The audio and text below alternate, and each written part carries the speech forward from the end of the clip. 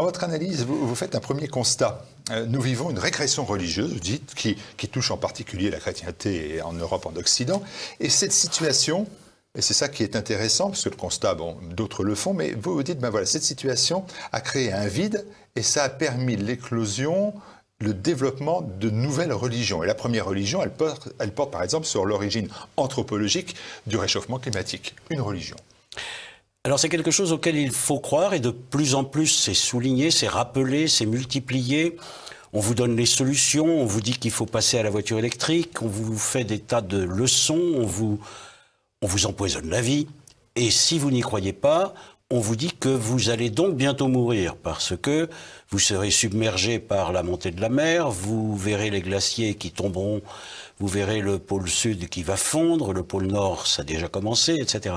Alors, ce qui est ennuyeux avec ça, c'est que peut-être le réchauffement climatique n'est pas un mythe, et probablement pas d'ailleurs, mais ce qui est, à mon sens, un mythe, c'est de dire que l'homme est responsable de ce réchauffement climatique.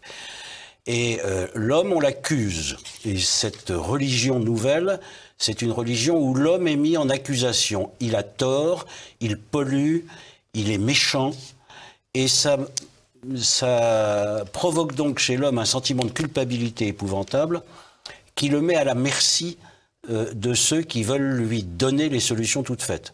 Et ces solutions, vous les connaissez, c'est le recours à l'énergie propre. On nous bourre de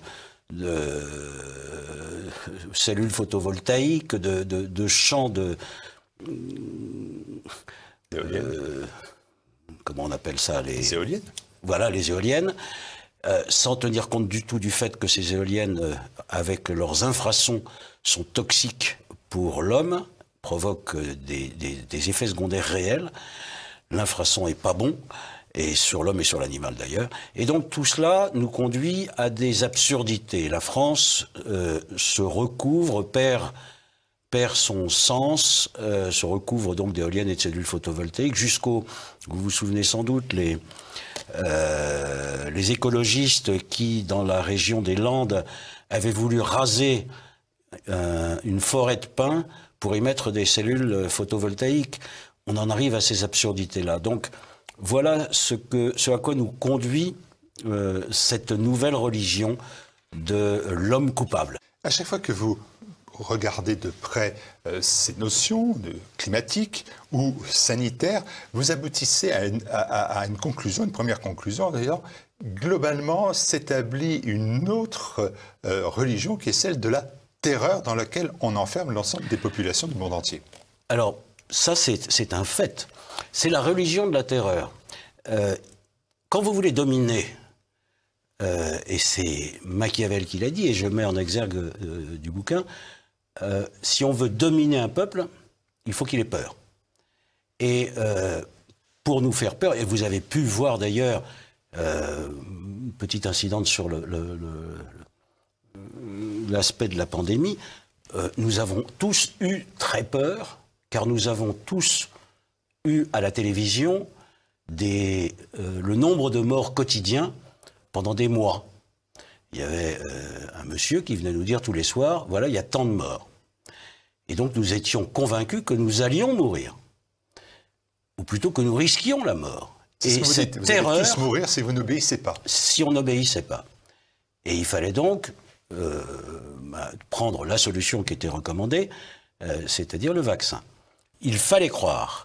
Et donc, comme il fallait croire, parce que si on ne croyait pas, on allait tous mourir, effectivement, ça a été une façon d'utiliser un fait pour nous angoisser et nous contraindre d'une certaine façon.